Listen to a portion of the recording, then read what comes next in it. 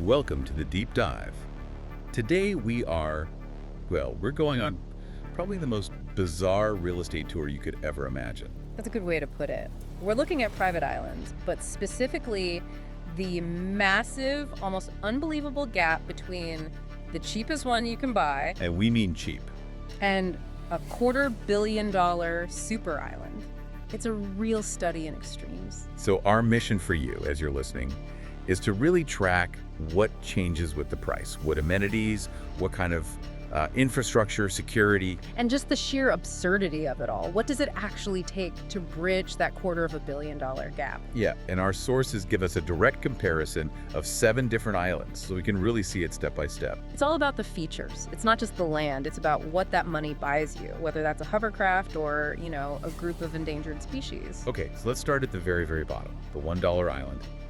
I honestly couldn't believe this was a real thing when I first saw it in the sources. It's almost a joke, right? You hand over a single dollar. And what do you get for it?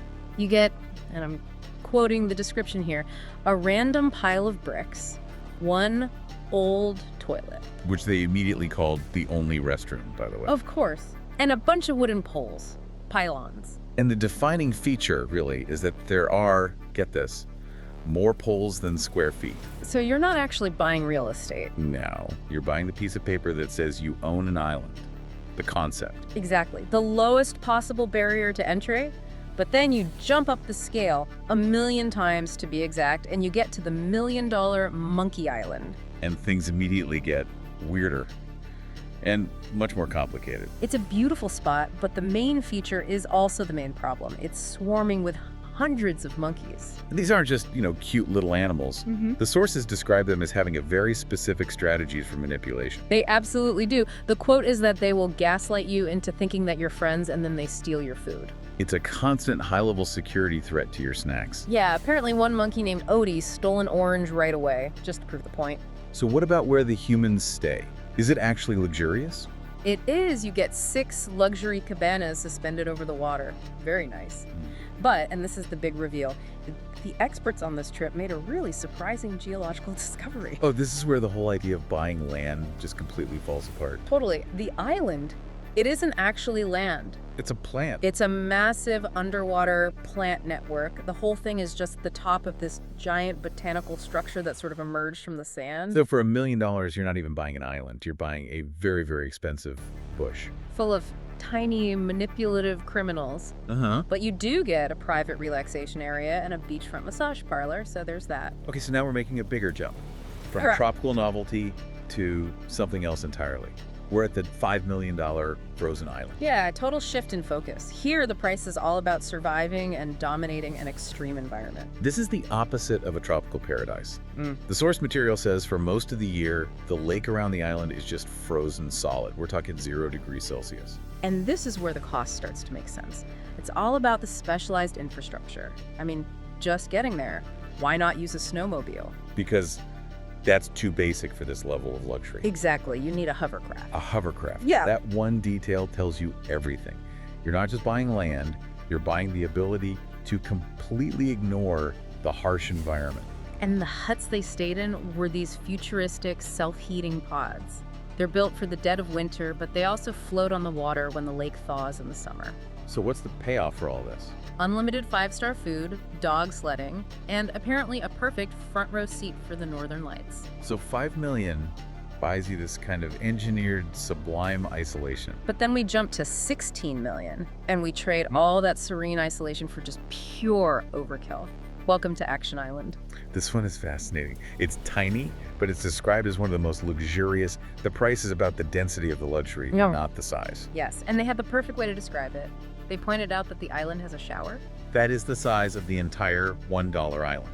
The perfect comparison. You're literally showering on top of the cheapest piece of land on Earth. And because it's so small, it needs all these specialized toys for recreation and, I guess, rescue. The transport alone is just wild. It comes with a full-size helicopter. Which is too big to actually land on the island. Right. And multiple submarines. Not just one, but a dedicated shark submarine. This is where the money goes toward buying, regulated danger. The activities they describe are insane. high-speed jet skiing at 500 miles per hour. And free falling from the helicopter straight into the ocean. So for $16 million, you're not buying a getaway, you're buying your own private action movie set. Definitely. Now we're shifting gears again to the $45 million Royal Island. Here, it's not about toys, it's about sheer physical scale and history.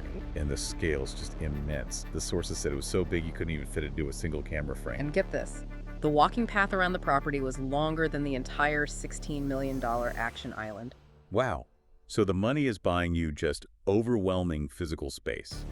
And the amenities are what you'd expect. Mansion, beachside bar, private chef, 5 cabanas. But the thing that makes it $45 million is the history. You're talking about the ruins. Exactly. At the other end of the island, there are these century-old ruins of an old village. They even found what was left of an old bar from over 100 years ago. And you have to take an off-road vehicle just to explore that side of your own property. That's the key. The $45 million buys you a private mansion and a private, maintained archaeological site. You're buying roots. That's a great distinction. But then we make the leap to $150 million, and we leave history behind for a completely engineered, sustainable future. This is Richard Branson's island, and it's on another level. It took over 4 decades to build. It's completely powered by solar panels and wind turbines. And it comes with 8 mega mansions.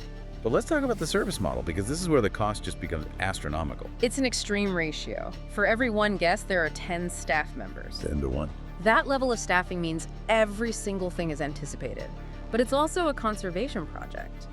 The owner brought endangered species to the island, turtles, lemurs, flamingos, to help save them from extinction.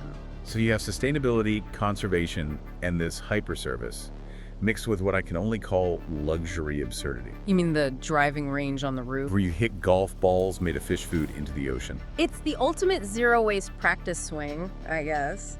But the detail that just perfectly summarizes the whole $150 million price tag. It had to be the mermaid. It's the mermaids. Yeah. The hosts noted that the most endangered animals on the island were the mermaids that serve you sushi. It's incredible. You're buying a curated narrative where ecological responsibility meets, a complete fantasy. A narrative you can rent for $140,000 a day. Okay, before we get to the final $250 million island, the sources document this really alarming detour. Yes. The story takes a hard left turn. Before they could get to the last island, they had to stop in shark-infested waters and get in a cage. Wait, what? To pay for the trip? That's exactly what happened. It's the stark contrast between the extreme manufactured luxury we've been seeing and the raw financial reality of making content like this. A terrifying transition. But they survived the sharks and finally made it. The $250 million super island. And if the $16 million island was an action movie, this is a full-scale theme park. It's a self-contained world of amusement. It has an entire park with over a dozen water slides, man-made beaches, a hot air balloon, zip lines. Over 100 jet skis, 5 massive pools. They calculated the pools were so big they could host over 13,000 people. And there were only 4 guests there. They looked like tiny little specks. But the real cost here is about safety. Or maybe safety theater. For those 4 guests, there were over 100 lifeguards on duty. That's 25 lifeguards per person. You are buying the complete eradication of risk. You'd literally have to try to drown. The ultimate feature, though, the thing that really screams $250 million is Daredevil's Peak. The slide? This massive structure, over 135 feet tall. It's the tallest water slide in North America. It looks like a skyscraper coming out of the water. Yeah, and at that price, you're buying total engineered control over every single variable, including providing an extreme thrill that is also somehow completely and utterly safe. What a journey. From an old toilet and a pile of bricks to the top of the tallest water slide on the continent. The pattern is really clear, though. The price goes up with physical scale, with complex infrastructure like solar power or hovercrafts, and most importantly, with the ability to engineer reality. Yeah, you're controlling the climate in those huts. You're controlling the population with the endangered species. Or you're controlling the whole experience with the mermaids and shark submarines. So the key takeaway for you, listening, is that once you get past that first million, you stop buying luxury and you start buying total control over the environment, over security, and over the narrative itself. It's the purchase of a perfectly crafted, isolated reality, which leads to one final, really provocative thought. It comes from a detail about that $250 million island. Right, despite all of that, all the lifeguards and jet skis. No one had ever rented it before the film crew got there. So when wealth buys you that kind of unparalleled extreme luxury, does the value actually come from the experience itself? Or does it just come from knowing that you're the first or maybe the only person who can? Something to think about. Thanks for joining us on this deep dive.